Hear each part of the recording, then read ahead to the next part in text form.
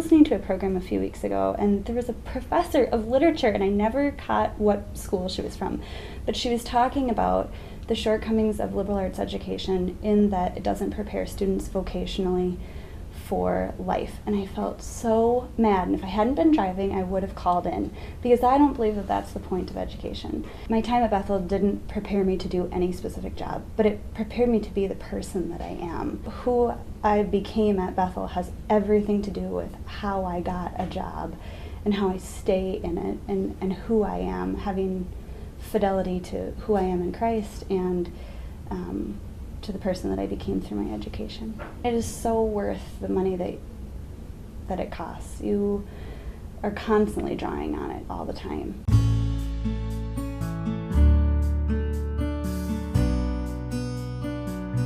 My name is Amy Williams. I graduated in 2007. My name is Michael Lawyer. I'm from the class of 98. My name is Eva Rodelius Buer. I graduated in 2010. My name is Brandon Rodica. I graduated in 2003, and I was a history major. I was a philosophy and Spanish double major. My major was English literature. And I have a major in creativity. I started out as a research analyst. I would assess the legal and the financial and the asset-specific aspects of these private securities offerings or investments. My job here is I work on the fund development team, and I work as a major gifts officer. I still act as sort of a part-time analyst on these securities offerings, but I also oversee other analysts in their work, and I participate in sales and marketing with the company. I help build out processes and procedures. I work for Ecumen, and we are actually the largest provider of senior housing and services in Minnesota and in the Midwest. I am a judicial law clerk. I am the clerk to the Honorable Lawrence R. Johnson. Was able to get a job straight out of law school as well with the federal government. I love being in the courtroom, and I miss it now. So hopefully I'm doing family law or criminal law.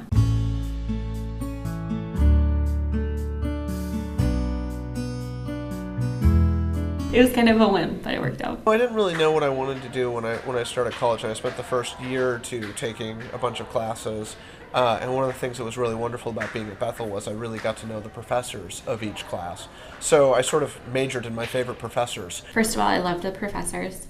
I love the philosophy department at Bethel. It is full of extremely interesting people. I did want to major in history. My sister was a history major at Taylor, and so I thought if she could do it, so could I.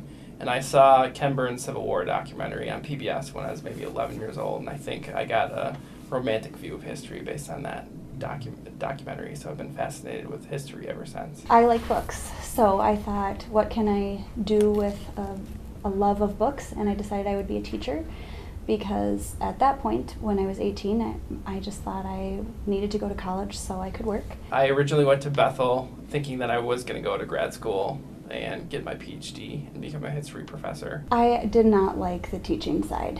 I didn't like the bureaucracy. I didn't enjoy the kids, which is a huge part of teaching.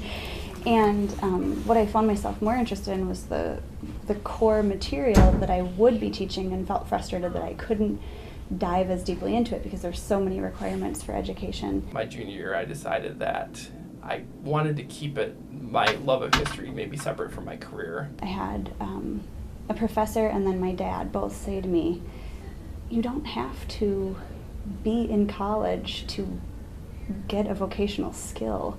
You're going to have to keep learning your whole life, so you might as well study something that you're passionate about, and work can develop out of that. I don't ever remember it being much of a concern when I was in college, partially because I was always working and doing part-time gigs through college, and partially because one of the things that I really learned spending time in the humanities was that I could pick up any skill that I needed. And especially moving between different majors and moving between different fields, I always felt very comfortable with my ability to learn whatever job was in front of me. I just had to find an employer who needed somebody who could learn. My parents were nervous about it as a major. I think my senior year, I felt the normal panic that every senior feels, and I'm sure students even more so now, because I graduated before the recession happened and the economy tanked. But I never felt it connected to my choice of degree, just more in the normal doubts that arise when you realize that you're only 22 and you don't have as much to offer to the world as maybe you thought you did.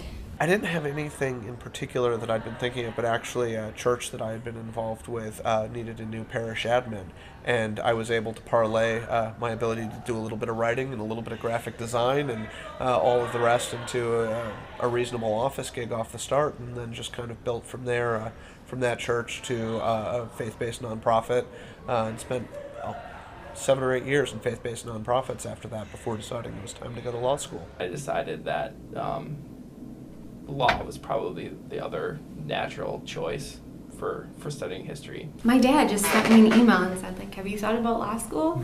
And I was like, no. And then I just kind of started looking into it. What history trains you for in terms of intellectual fitness, critical thinking skills, writing skills, that really dovetails well with law. Funny thing about law school is that the subject matter changed so dramatically semester to semester that I really fell back on my how do I learn anything in 90 days training that I picked up here at Bethel, and that enabled me to be very successful in law school. I realized that studying literature wasn't going to prepare me for any sort of position that I could quantify through a resume or a job application. It was changing who I was and allowing me to look at the world in a different way, to be a more curious person.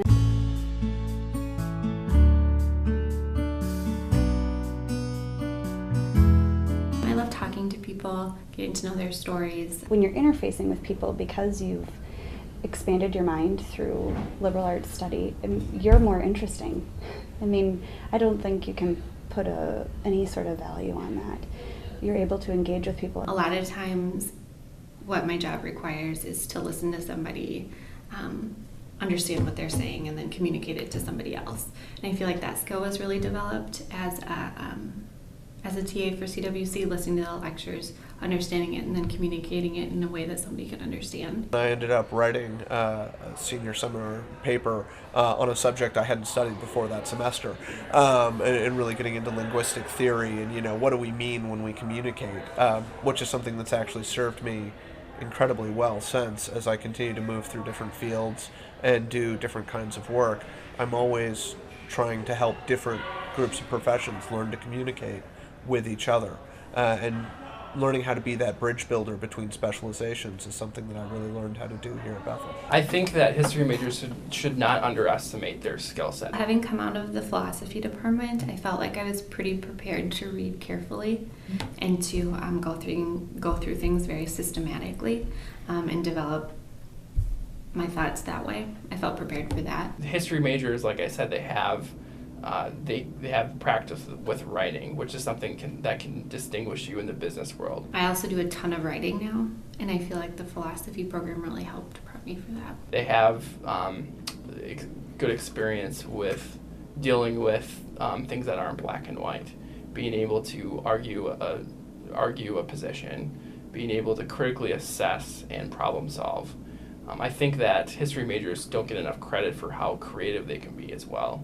So I think that any business would definitely appreciate the things that a history major can bring to the table. I think the thing that I value most is how fluent I am in the language of values and understanding what a thing means. Anything from my purchasing decisions at the store, and am I buying something that aligns with my values, to the way I'm able to talk with my friends and family, and now with my children, about what values are and how important those are to shaping a life that's worth living. I truly believe it's about creating the person you are. And at Bethel, since we have faith learning integration, and I'm sure if you keep that in, people will be rolling their eyes, it did teach me how to integrate my faith into my work. So being able to pray for the work that I do, trying to have discernment about when I am asking people to invest their treasure, which is not a small thing to do,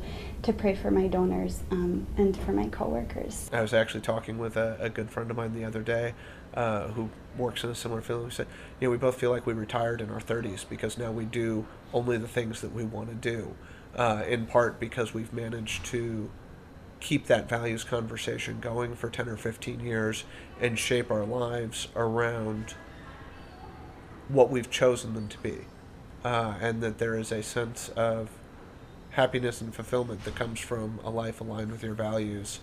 And neither of us are in fear of a midlife crisis that we're going to wake up next year and go, oh my gosh, what have I done? We've been able to make those decisions deliberately and intentionally for the last 10 or 15 years, and they've led us to good places.